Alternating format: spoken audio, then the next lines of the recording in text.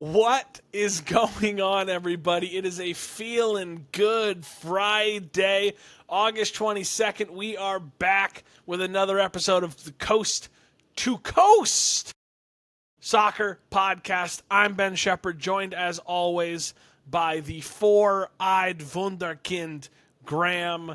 Leave it to Rogers. How are you feeling after a 1-1 Fulham draw? 1 week removed, 6 all, days all I removed, can Graham. How are say, you feeling? I love this club. I love them because my brother, the whole time the game was going on, I was talking to him, and he had money on Fulham to just I think just to score. And like he was calling them bums, and then I said Rodrigo Muniz is coming in, watch out. And what happened? Scored. That's all I can say. I love this club. On the flip side, you can have a disgusting 0-0 draw evilly taken from you by a handball that neither was hand nor any. I'm going to get into that later. We have to Yeah. start. Real quickly, we'll talk about how we didn't pick them last week. Mm-hmm. We tied 4-4, right? I guessed 4 games correctly, but I got no scores. You did slightly worse. You only guessed 2 games correctly, but you had Arsenal beating Man United 1-0 dead on, so we're tied 4-4. At the end of this episode, we'll come back at you with match day 2, which is already kind of underway, with Chelsea whipping up on West Ham today and Bayern Munich obliterating those poor Red Bull Leipzig Bulls. We got to start with Alexander Isak, though. There has obviously been a huge amount of talk about the Swedish striker, Newcastle's best player, you can argue, since Alan Shearer. I'd make that argument. Maybe Alan Saint-Maximin gets a little bit of a shout here and there, but he is a world-class striker. He isn't... Okay. Newcastle are asking for $150 million for him. Right out the bat, Graham, is he worth $150 million? I didn't say 150. I would the say answer is no. No, yeah, the I would answer is say no. He's not worth $150 million. no, not at all. $150 million is Mbappe. Yeah, That's it. Like, there's not a long list. It's Kylian, middle name, Mbappe, end of list. But he is the second best striker in the Premier League. He's a top 5 striker in the world. He's still under 30. Now, he's 27, but he's under 30. yeah, he's got time. He has been, he is alleging that he was told, if he was made promises, vague promises that were not kept by the club. He's been trying to force a move to Liverpool. He's still under contract with Newcastle because he wants to win a Champions League. And while Newcastle is in the Champions League this year, they at most are getting out of the group and knocked out. They're not going to go far in the Champions League. They just don't have the depth. So Graham, he's holding out right now in the Newcastle payroll, but not in the squad. Eddie Howe just a couple hours ago came out and said he will not play against Liverpool, but still has a Newcastle future, whatever that means. I don't know if there's a side to be had here, Graham, but if there is, whose side are you on? Newcastle or Isak's? Newcastle side. I mean, Really? yeah, I mean, like, so you sign a contract, you're getting paid millions of dollars to play, and like just because maybe again, we don't know. We're not in the like dressing room. We're not hearing what's going I'm not on. on Tyneside right No, now. exactly. So we don't know exactly what like is being said or what has been said between the club and Isak, but I'm sticking to the point that you sign a contract, you're gonna play. Just because you didn't get what may or may not have been promised to you, doesn't mean you throw a fit and just say like, "Hey, I don't want to play." Then if you're not gonna play, you're not getting paid. I think that's the way I see it. It's like if I didn't show up to work, I shouldn't get paid. That's just as plainly as I can like see it in my mind. Okay, so let me throw this back at you. If, Hmm. and again I'm saying if, Yep. because this isn't set, but what I imagine he was promised, what my guess is he was promised, if indeed there were promises, because I believe he signed an extension prior to last season. Yeah, that sounds right. And I believe it was a 4-year extension before last season started. I would imagine he was promised, if you get us back to Champions League, we will allow you to leave. If he was in fact promised that, if you get us to Champions League, which you can argue he single-handedly did. Now, yes, Newcastle has arguably the best defensive midfield in the Premier League. They have solid goalkeeping. They have a solid back line. They have good high-pressing defensive wingers. But Alexander Isak is that team's offense. Hook, line, and sinker. If that's the case, Graham, do your views soften a little bit and become a little more understanding towards Isak's situation? Yeah, they definitely, because like I definitely would be like, okay, I understand a little more. If he held up his end of the bargain, I should say. Yeah, Right? yeah. If Because he held up his end of the bargain and then he's like, hey, I did this for you guys, like we agreed. Can we move forward with what I wanted in return? yeah, And then because like, I would yeah. argue that this Newcastle and Aston Villa are in very tough spots right now. As Hmm. I guess I didn't charge my light because it just died. They're in very tough spots right now because they're falling foul of PSR rules, despite, certainly in Newcastle's case, having gobs of money at their disposal with the Saudi Public Investment Hmm. Fund and everything like that. But, like, he did, like, there's nothing more he could do at Newcastle. They're not, even with him, they're not spending. They have no money Yeah. to spend. They have no money to improve. Well, whether you like or dislike PSR really doesn't matter because the Premier League clubs voted for it. You dance with the horse that brung you, right? Like, they wanted PSR. They're going to have to deal with PSR. Newcastle was one of those teams that voted for PSR. Like, I would argue Newcastle, you will never again get Alexander Isak to play hard for you. Because whether or not he plays, there is no contractual obligation that he has to try. Whether we like that or not, he does. You can pull an Alejandro Garnacho like what he did back half of the season with Man United. I would take the 110, 120, 125 you'll get from Liverpool and reinvest it. Unfortunately for them, no one's come in because who wants to move to Newcastle? There's nothing there. For those who don't know British geography, it's in the northeast of the country and ain't nothing near it. Nothing. A bunch of Geordie boys and Paul Gascoigne. That's it.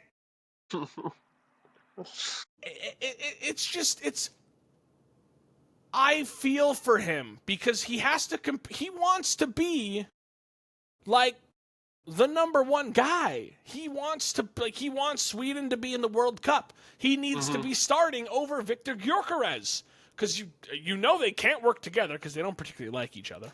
But they're not guys that are going to work together in a 4-4-2. Like, he wants to start for Sweden in a World Cup in a year. He wants to win a Champions League. I don't think those things can happen if he's just playing for Newcastle. Well, the former can. The latter won't happen, though. I get where he's coming from. I get wanting to get out. But I understand 100% what you're saying about you did sign a contract. You pledged yourself for X amount of years to this club.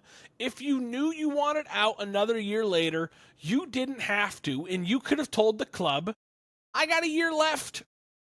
Have fun letting me go for free. Yeah. Or You do what Haaland did when he went to Borussia Dortmund. I will commit to you long term, but there's a very economical release clause of, I think it was 57 million euros. Yeah. It was That sounds 57 right. million because he was like, you're not stopping me from going to anywhere. But there aren't many clubs that can afford a $57 million release clause. There are a good amount that can, but not tons. Yeah, it's a very specific demographic that can afford it. Yes. And they had to agree on personal terms and everything. So Borussia Dortmund was like, okay, perfect. We'd rather not let him go for nothing. We'd rather let him go potentially in a year and a half for 57. Maybe he'll stay for 3 and we'll get a Bundesliga title. But he didn't, and they didn't, right? Like he had options, he chose not to use them. But right now, I think you'd agree there is no potential winner as we sit here right now. Both sides are coming out much worse. The big game from last weekend, as we get to real, actual on-the-field action. The big game was, of course, Arsenal and Manchester United. While not table-wise two of the big six clubs at Old Trafford on opening day, Arsenal, as we've already touched on, defeated Man United 1-0, thanks to a 13th-minute headed-in goal off a corner kick by Ricardo Calafiori. Graham, Arsenal's offense was abysmal against a, at best, average Manchester United defense. I mean awful. Are you worried about Arsenal's offense and specifically new man Victor Gyökeres, or am I jumping the shark a bit too early? No, I think it's a valid reason to be worried because, I mean, we, especially you, called it out last week that don't know how well it's going to work out with him.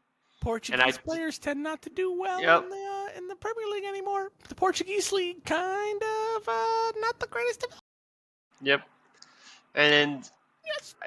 it makes sense like that they didn't do so well. They thought, bringing in the striker played well for Sporting Portugal. Didn't work out. I'm not saying it didn't work out yet, but it hasn't worked out, I think, to the degree that they're hoping for. It didn't work out in game 1. Yeah, but granted, there's plenty of games to play. But it is probably a little bit of a worrying sign to those Arsenal fans.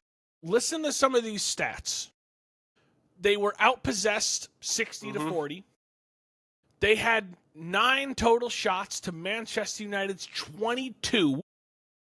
They had 3 shots on target to Man United's 7. They only completed 74% of their passes to Man United's 83. They had less XG. They had less blocked shots. They had less shots inside the box. They had less touches in the opposition box by a significant amount of 36 to 20. I'm a little worried about this. I know I understand that it's early, but they played their best team against a Man United team that I would argue did not. Sort of. At least, I mean, Mason Mount was the number 9. That's not the best 11. Yeah. Casemiro was still starting. That's not the best 11. Aside from that, I mean, Matheus Cunha was incredible. He was doing some stuff with the ball that was amazing. Matthias de Ligt was really good. But David Raya, again, is David Raya. He's the best, arguably the best goalkeeper in the world for a reason. I'm not super worried, but I'm worried. You know what I mean? I'm WOR. I'm close to being worried. It's getting there. Yeah. Definitely. They get a relapse because they get to play Leeds this weekend. All right, they'll possess 70% of the ball in that game. They'll dominate every facet of the game, and they'll get back to their ways. How many games would you give Gyökeres before you make Kai Havertz the striker again for Arsenal? I say I'd say give him like 4 to 5 games starting. Really, you got to give him some leeway. It's first time in the Premier League. So a Try month. to You get give him a yeah month. yeah. Try to let him meld into it. If it's not working out, put Kai back up there. Someone you know can and has done well for you in the past. Yeah, fair enough. I nothing to disagree with there. Mm-hmm. The weekend started back on Friday, a week ago now, with Liverpool beating down Bournemouth 4-2. Bournemouth showed a lot of fortitude. They were down 2-0, Yeah. leveled it back at 2, fought through some disgusting racial abuse towards Anton Semenyo. Semenyo turned around and got a late double to tie it before Liverpool did Liverpool things. I want to ask you, because the Liverpool defense looked terrible. Mm-hmm. Milos Kerkez was bullied by Semenyo all game long. Ibrahima Konate did not look good with the ball at his feet. And similar to Trent, Frimpong does not play defense. He attacks. That's what he does. He attacks. He attacks. That's not his thing. Did that game prove how necessary Ryan Gravenberch kind of is to that Liverpool defense, or do you think it's more down to Frimpong and Kerkez just needing to get acclimated into the system, and it will come? I think it's more about acclimation. I think they're both new. They're working through it, and I think that Frimpong might take a little longer. He actually is injured now, hamstring Connor injury, I Bradley believe. time, baby. Yep. Connor Bradley. Bring him in. Come on. But no, I What is he, think they just 21 need or something time. like that? I think so. But I think they just need time. Same thing as I said with Gyökeres. Give him time to mesh into this team, to learn the coherently. Or no, that's not the word I meant, but you know what I meant. Cohesion. Yeah, cohesion. I Something don't know why I like that. say I was only coherently. half listening to you and It is. fast forward. It was cohesion. I meant Okay. cohesion. I was only, Uh, I wasn't really yeah. paying attention. They definitely. I think just give them some time. I think that's things that the Premier League and teams and fans don't do very well. Is have patience. Quick trigger fingers. Yeah, Yeah. yes. You're preaching to the choir here, buddy. Yep. Um, So I think give them time. Let them who figure should it out. who should be more disappointed in the scoreless draw at Villa Park, Newcastle or Aston Villa? Newcastle. I agree.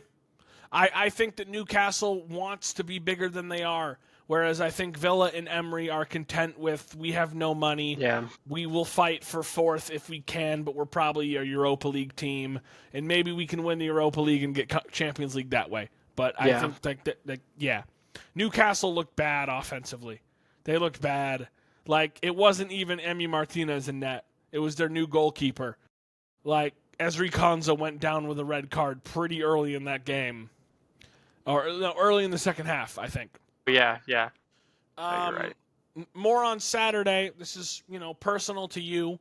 Despite saving a draw at the end of the game, how worried should Fulham be with the ineffectiveness of their offense over 90 minutes? And the stat I want to highlight with this Mm-hmm. is Muniz and Jimenez combined for three total touches in the Brighton box all game.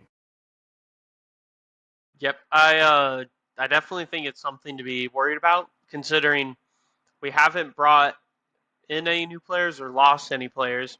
So you have the same team. You would think that everything would kind of, not you almost be able to pick up where you left off last season, where both of them looked pretty decent last season.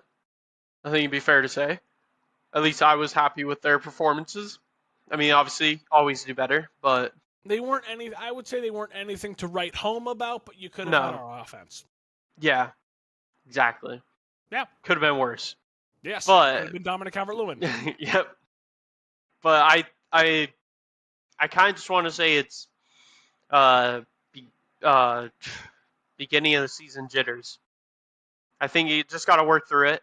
I think maybe just train a little more on the offense the offensive push, and just kind of get them prepared for maybe because every team now has new players.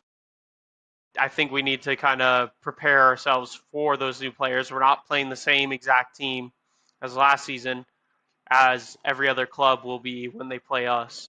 It might improve as well once Emil Smith Rowe plays a full 90 minutes. Yeah. He obviously came on 70, 80 minutes in for, who is that, Josh King? Who is this? Yeah, Josh King. Josh Yeah. King. One of Never our heard of youth him players. before. Exactly. Never heard of him before. But once Smith Rowe plays for 90 minutes, that might improve as well. One more thing we got to touch on from last weekend.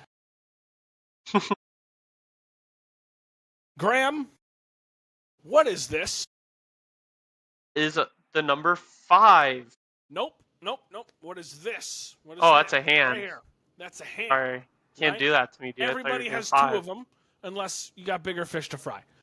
What is this right here that I'm pointing to? Audio listeners, I'm pointing. Don't worry about it. Shoulder. Yes, this is a shoulder. Mm-hmm. What is the totality of shoulder to hand called? Your arm. Your arm. Perfect. Can you tell me what a handball is anymore, Graham?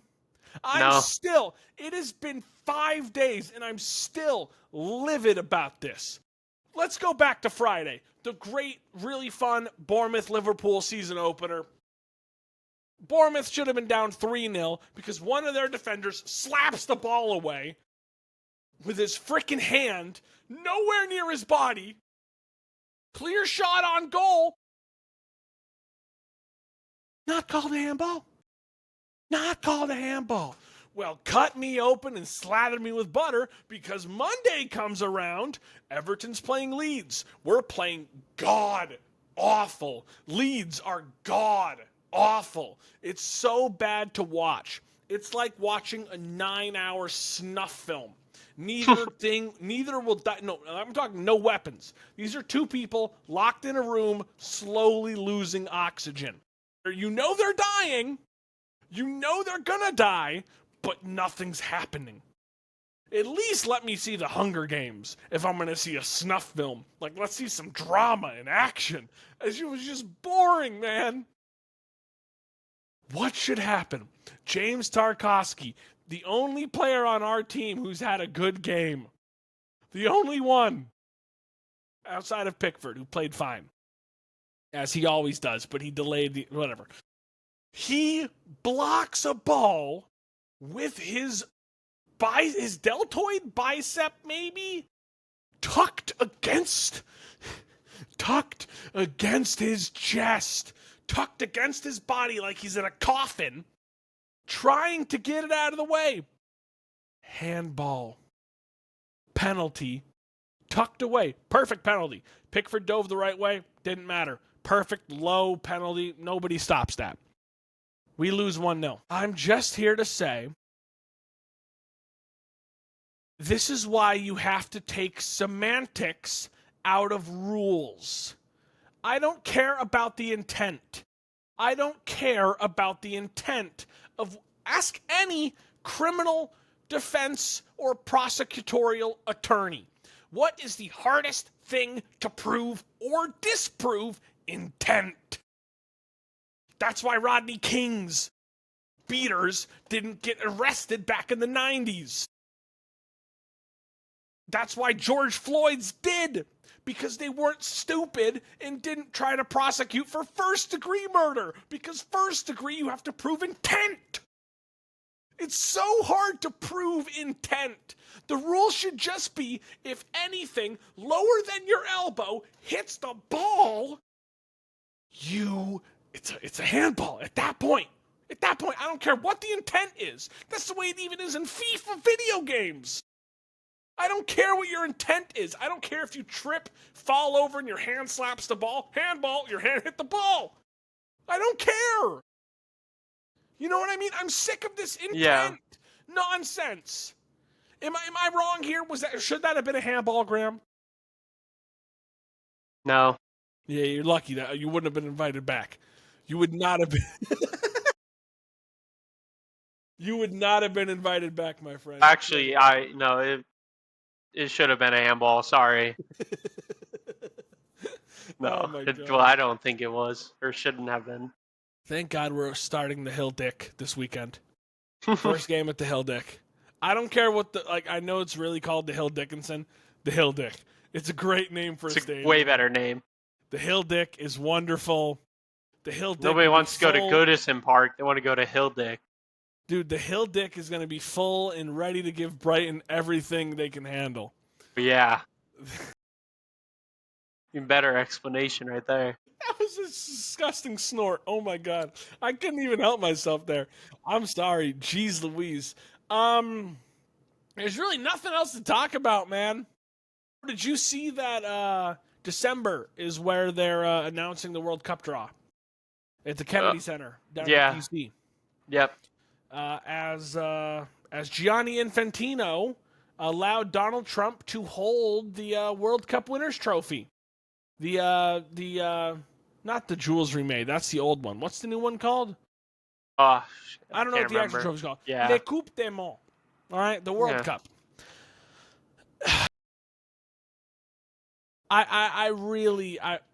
I'm buying a ticket to that semifinal in Foxborough, but other than that, this is going to be ridiculously expensive. I don't care anymore. I don't care that the tournament's got way too many teams. Half the teams won't even be allowed to come to our country. Are you kidding me? How's the Iranian national team going to get here? Uzbekistan? Dude. Yeah, they're definitely on a fly list. Jeez Louise. Maybe just give it all to Canada. Work for me. Canada and Mexico host. Can you imagine if they did that? Dude. Can you imagine if they told us just to F off? We're just going to do it in Canada and Mexico. They'd have to figure out all those venues real quick. Yeah, exactly. One last thing, because it affects today.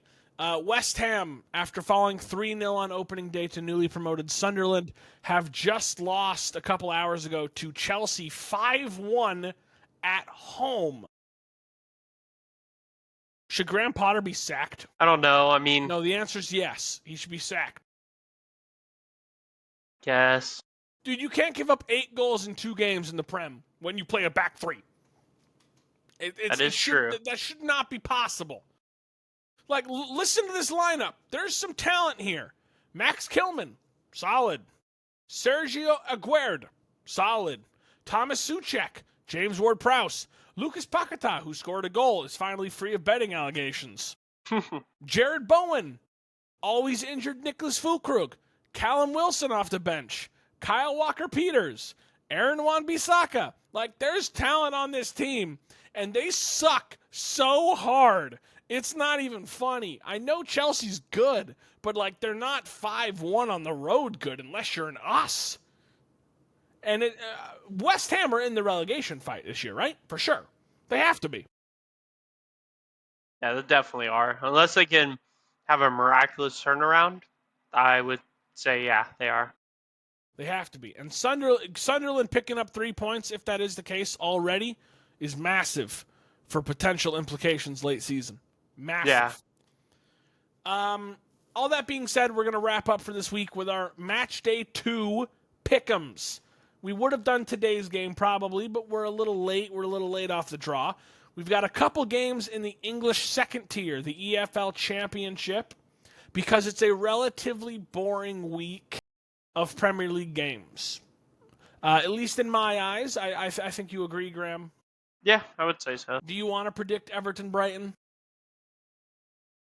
Brighton 4-0. All right. I want you to fill your pockets with rocks. All right, so we're going to start with our championship games. Norwich City hosting Middlesbrough. Graham, talk to me about your favorite ginger. Yeah, Josh Sargent. That's my boy. I'm going with Norwich 2-1. Josh Sargent gets a goal. No, he gets one goal. Just he gets one. He gets one. Okay. And then he assists the second.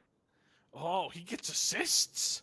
He does. He doesn't get assists. Hey, he's a nice guy. Okay. He very much might be a nice guy. I don't think he gets assists. I'm not He's sure. Not selfish. All right, if you say so. I am also. You know what? I've really liked the way Middlesbrough's defense has been playing so far this year. 2 games, not a single goal allowed. I'm going to say a 1-1 draw, but Sargent does score for Norwich. Oh. I should add for our listeners and viewers, our new rules is we're not allowed to pick the same score. And we're going to alternate who goes first. So now, game 2, we got Southampton hosting Stoke in another championship game.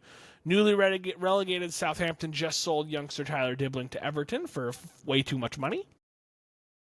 But I'm going to say Southampton beats Stoke 2-0 to remain or to get back into the upper echelon of the championship table. Even with this new rule, didn't matter for me. I went for Stoke 1-0. So Stoke's going to stay unbeaten through, what would that be? I think it's 3 3. days. Yeah, 3. Yeah, this is their third. Okay, Stoke 1-0. So we got completely different results on that one. I don't think we had any of those last week. We just had slight differences. I don't think we had, like, if you picked a team, I might have done a draw, but we didn't do any picking of the other team, I don't think. No, we didn't. So game 3, Graham, start us off. Manchester City hosting Tottenham, the early game tomorrow morning. I think it's going to be a great game. I think it's going to be a Yes. draw, 2-2. Spurs stealing a point in the Etihad? It's going to be a rough one, but I think that How nice was it'll happen. Richarlison's overhead kick, bro? It was nice. Dude has the worst first touch of any top striker I've ever seen in my life, but he is so magic with his. Newsflash, I love Richarlison. I will always love Richarlison. It's kind of like the way I will always love Dominic Calvert-Lewin. Yeah. I know he struggled for us. He dealt with a lot of mental health stuff. I will always love them. And I can't pick them, though. Manchester City, and especially Tijani Reinders, looked unstoppable last week. I think they win at home 3-1. Oof. And now we got some. Okay, we'll see how biased. Maybe if Graham starts becoming too biased, every week might have a Fulham game. But Manchester United traveling to the Cottage to take on Fulham. I don't believe in your offense at all. I don't care if Emil Smith-Rowe plays 400 minutes. I don't have faith in your offense. I'm going Man United to win 2-0. And both of those goals are going to come from set pieces. Give me a Matthias de Ligt winner or opener. All right, so surprise, surprise. Fulham 1-0. Okay, but no. But be honest with me. Do you actually believe that, or are you picking heart? No, I do actually believe that only because I don't think Man United's new players have meshed in enough. They just haven't had time yet. I still don't think Šeško starts. Do you think Šeško starts this weekend? No, probably not. Okay. Do you think they're going to go Mason Mount up front again? Maybe. I don't know. It didn't work so well last week, but we'll see. All right, our last game, the Monday night thriller. It was going to be a great atmosphere up there on Tyneside. Newcastle hosting Liverpool. No Isak, you would imagine by then. Mm-hmm. Graham, what's happening? Is Newcastle pulling it off? Nope. Liverpool wins 3-1. Okay, now you just took my score. Yeah, you're welcome. Can you pick a new score? No, I like mine. Okay. Because I don't trust Liverpool's defense enough to go 3-0, because that's my immediate instinct, right? You take 3-1, I'm going to go 3-0 right off the bat. Yeah. It's going to be the same exact score it was last weekend. 4-2, 4-2. Liverpool. I don't know how Newcastle's going to score 2 goals. I don't know how. I don't. No idea how they're going to score 2 goals. And as I say it out loud into a microphone, I know it's going to be wrong. But I feel like Liverpool's offense is so good. They're so good. It's unreal. That's going to do it for us on the Coast to Coast Soccer Podcast. Be sure to like, be sure to write a 5-star review, unless you don't think it's 5 stars, in which Right, case... 5 stars anyways.